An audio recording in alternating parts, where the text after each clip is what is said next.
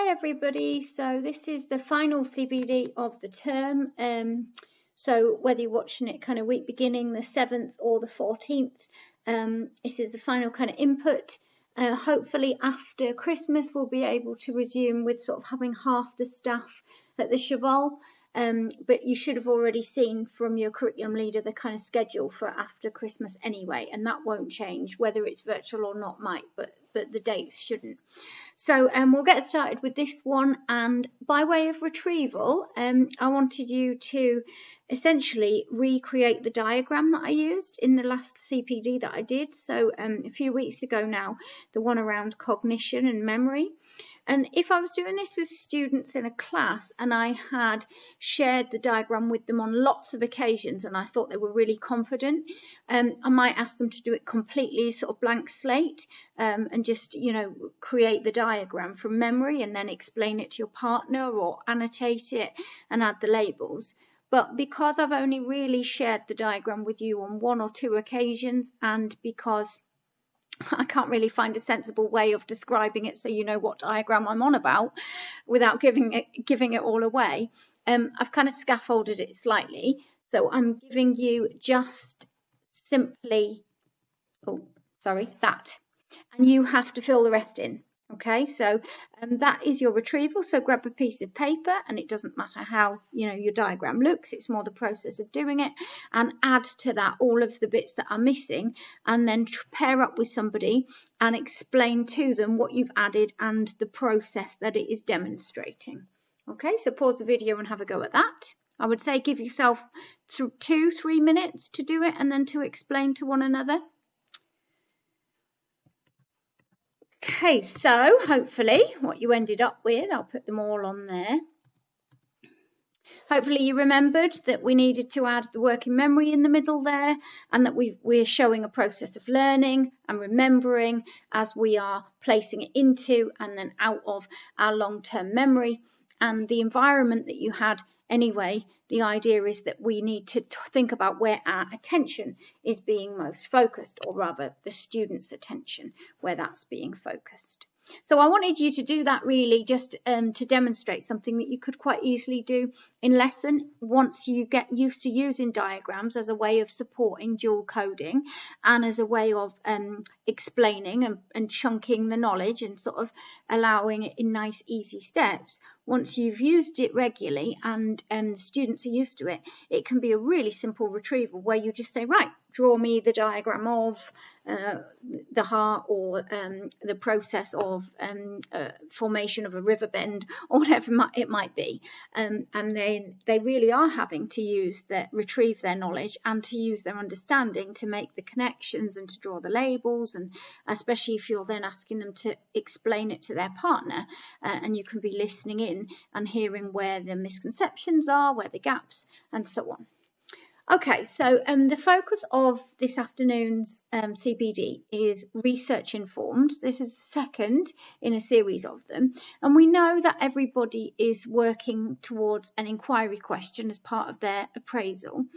And I just thought it'd be really useful to have another sort of pause and reflect of where we're at and what our next steps are. And since as you're sat in department teams anyway, creating lots of opportunities for discussion, which I hope will be really useful for you, because I appreciate that it's not very often you get the opportunity as a team to just sit and talk about your learning, essentially. So that's what I'm trying to create here. And I know everybody will be at slightly different stages with their inquiry question, but I think it's really important that we kind of just pause and see where we're at, what reading people have done, and so on. So I'm going to move myself out of the way, and I wanted to share this with you because this is sort of like if my vision. It's not much good at just being in my head. So what I'd really like, and it's going to take a little while for us to build this culture and to kind of create this, but I think we're heading in the right direction, is where there's not just formal opportunities, things that I can create or we can create for you, but that the school sort of lives and breathes all things teaching and learning and research informed, and that there's informal activities, learning activities and discussions that are going on all the time. So on the left-hand side there, what you can see is the formal opportunities, learning opportunities. I'm thinking about learning of staff, not students here, and of course the students benefit. And those are the things that we can create and will, and today's CPD is the first sort of opportunity for that, I guess. And so we've got, you know, the fact that one of your appraisal targets is an inquiry question. So that's a formal thing that we've created and can do. We can create opportunities for you to identify your own focus for professional learning, and the day we had in October and the day we have in January is kind of your payback for that. And, you know, staff come forward and say, I'd like to buy this book to use, and then it can go into the CPD library. I'd like to go on this course, and we really support that. We provide you with opportunities for feedback on your learning, on your teaching, an aspect of your teaching practice through our kind of drop-ins, and of course your curriculum leader does that regularly through their drop-ins too into your lessons. And obviously we provide you with the collaborative planning time, and which is learning time as well. And I know a lot of departments, they lead each other. You know, the history department, I know, did it just very recently when Catherine led the team in a session, something where she's more of an expert. And, you know, that you have once a fortnight mostly to allow you to do that. And I would hope, and I like to feel like you have opportunity to engage with CPD regularly. So, and I would like to think that that's purposeful, and if it wasn't, I would want you to tell me. So that's the sort of formal bit that we can create. But what really is harder for me to create, but what I would love to see happen, is the informal stuff on the right hand side there. So you kind of deciding, oh, okay, my inquiry question is based around this, whether it be oracy, generative learning, questioning techniques, whatever. I'm going to use the database that Helen shared round so I can see who else is working on that. And I'm going to pair up with some people or just approach one of those other people that are working on something similar so we can share ideas, we can discuss our reading, we can try things and then reflect on that. And I appreciate that that's not always easy to do because it's hard sometimes to step outside of your department and to find the time to do that. But if we can kind of start that process, then we really become a staff who learn from each other and who are always improving and trialing things. And then we really get to a point of being research informed as a school. And I think that kind of is mirrored through a lot of these other ones as well. You know, we can create opportunities for you to do CPD, but there's that informal discussion with your teams, with your colleagues, where you feed back on it. And you say, well, this is really useful. So it becomes quite teacher driven. And the opportunity to observe each other in a really non-judgmental way. So whether that's with somebody else who's working on a similar inquiry question, or whether it's somebody in your department that you just trust, or somebody you've got a good relationship with, just to organise opportunities to just say to somebody, I'm trialling this. Can you just come in and watch so you can give me some feedback? And it's something I'd really like to see happen more, and there's going to be opportunity for you to discuss that a bit more today. Obviously, teachers collaborating and planning and sharing with each other, but outside of formal time, and really just this idea of a workplace where staff learning is talked about and seen as important as student learning, and that's the vision. Okay, so I know it's a bit like me just emptying my mind here, and that's not intended to be that way, but it's so you can see where this fits in, and the kind of things that we would like to try and create, and it won't happen overnight, of course. So I'm going to keep coming back to strands or bits of that table throughout this session. So just a reminder of the process that I shared with you when in the first research informed CPD, when we kind of launched this process just before you were all setting your inquiry question. And I would say that we are in that circled area now in terms of you've you've set your inquiry question just before October half term. You'll have started your reading and your research, and you'll have identified sources of that. And as you're reading, you're hopefully critiquing and thinking about, okay, is that going to work in our context? What might I develop as an idea to try or a strategy for the classroom from what I have read? And again, everybody will be at slightly different stages, but I'd like to create an opportunity for you to talk to each other about where you're at so far. So, linking to your inquiry question, I want us to think about problems, because that's what we said, wasn't it? When we set our inquiry question, we're thinking about a particular maybe group of learners, particular class, or something that we see as a problem that needs addressing. So is it, the children don't talk enough? Is it that I can't seem to get them above the grade 7 mark? Or is it that they're great at the explanation but they lack the analysis? Whatever your learning problem that you identified was. So what's the problem? And give everybody in the team an opportunity to share that. And then I want you to think about what are the elements of that can't be overcome. What's beyond your control? And then what you can do through your classroom practice. So what is within your control? And therefore, what are your plans? Okay, so I really want you to think about what's beyond your control and what you see as very much being within your control for that particular learning problem or group of students that you've identified. And that discussion, if everybody around the table does it, is probably going to take you a little bit of time. So pause me and then move on when you're ready. So you might think, well, what's this control thing all about? Well, it's just a different lens or a different way of thinking about things that I think is really important. So I was reading a while ago now, and I think I've referenced it before, a book called The Thinking School. And the person who wrote it, the author, Dr. Atwell, he is responsible for a number of primary schools. So a lot of his examples are in the primary context. But he used one, and I'm actually going to read from it, an example, and it really struck me, kind of really stayed with me in terms of this idea of responsibility and what the teacher actually can change and is in control of. So he used this example here. When I first asked the teachers to engage in collaborative action research, each year group had to identify a particular concern that they had about their children. Several teachers discussed how they viewed the children as passive learners, voicing their concern that these children didn't engage in whole class teaching. Some teachers even discussed their passivity in terms of cultural or gender norms and expectations. I was shocked that one teacher in particular didn't appreciate her own role in making the children passive. When visiting her class, I could see that many children were indeed not contributing to whole class discussions. However, this wasn't because they were somehow naturally passive. They were feeling a combination of fear and boredom. This was a year 1 class, and I'm certain the children wouldn't have been as passive when they arrived in nursery or reception. We must look at ourselves and accept our own influence in children's achievement and underachievement.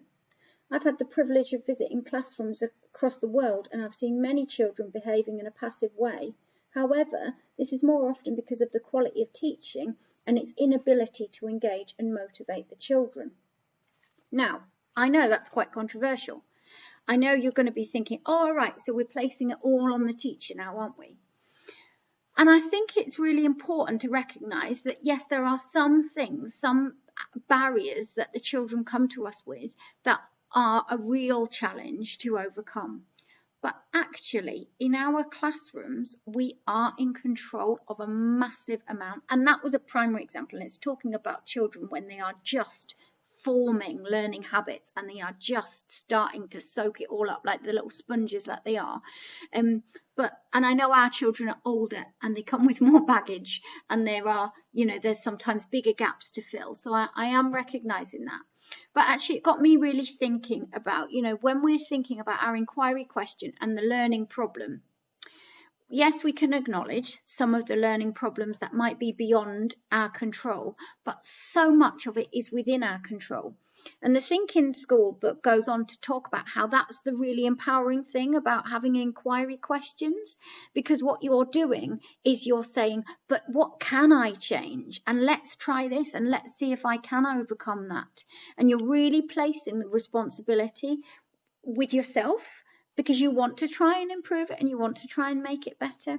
So it got me thinking, and I kind of identified all of those things that we might have linked to our learning problem, our inquiry question of what the student has. So maybe that it's an issue of passivity, maybe it's particular behaviours, a work ethic, a lack of self-esteem or confidence. Maybe we're coming back to this idea, which I've talked to you before, I hate the word, but ability. Maybe it is material disadvantage, or it's linked to their linguistic development, their limited vocabulary, or their reading age.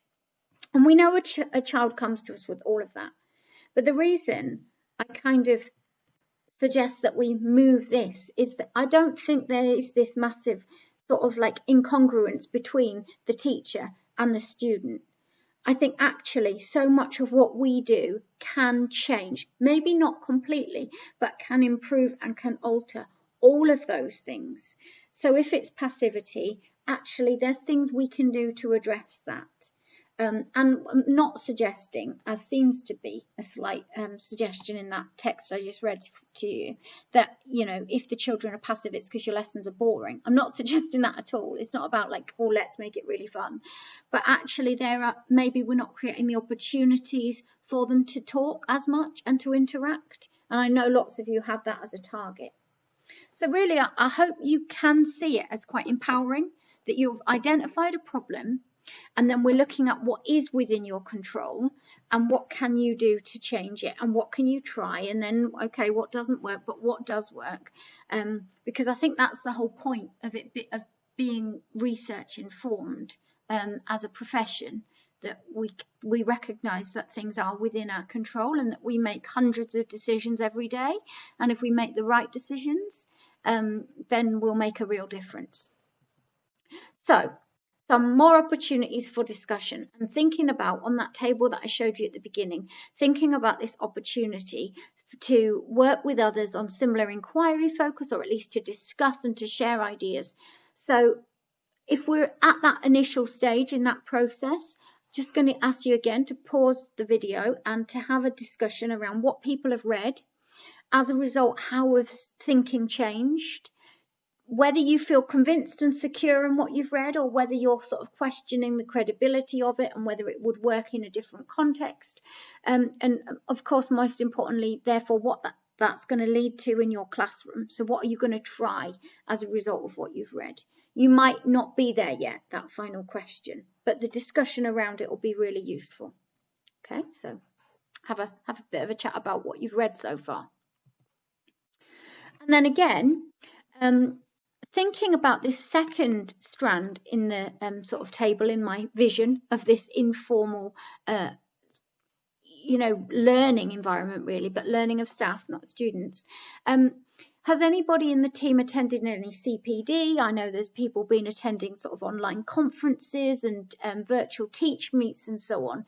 Because if we can create a small opportunity now for you to talk and get that dialogue going and feed back on what's been seen and heard and what were the key takeaways, and is there anything that the team should be doing and trying as a result of what you've learned, then that's that informal opportunity for teacher-driven CPD and feeding back on your own professional learning. So it's not just from your reading, it's from the other things that you're engaging with. So again, for some departments that might take a very short amount of time, if not many of you have yet had an opportunity to attend CPD. In other departments, it might be a much longer discussion. But if it hasn't yet taken place, I think that discussion is a really important one to have, to actually feed back. Because so often we go to these training things and we write copious notes, and then we think, oh yeah, I must talk to others about that. I must share that idea with the team.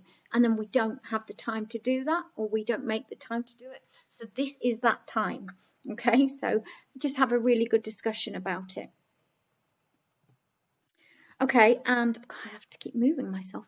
Okay, and then this bit here. Now, this is more probably a bigger step for us as a staff, but one that I really hope that people will embrace and at least just try. Because what I really would love to see is teachers who, off their own back, without any sort of SLT being involved or even having to know about it, organise opportunities to observe each other's lessons in a totally non-judgmental way. So like I mentioned before, saying to somebody, I'm trying this with such and such a group. Could you just pop in for 5 minutes at this point in the lesson? I'm going to be doing this and I'd love some feedback on it. And I think that would be really, really valuable. So as a department, I've got a few questions for you just to discuss and think about. And I'm trying to think about this really pragmatically as well.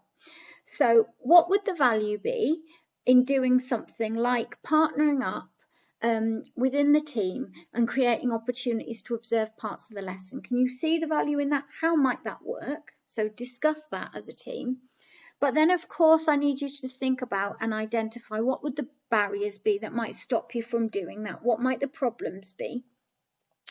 And then, having battled all of that out and thought it through, can you as a department think about a way that you might create those opportunities so that you can do that and you can provide that kind of learning feedback to each other? And remember, we're not talking about full lesson observations. We're talking about a 5-10 minute here and there to kind of be helping each other to try, improve on things and tweak strategies that we might be trying.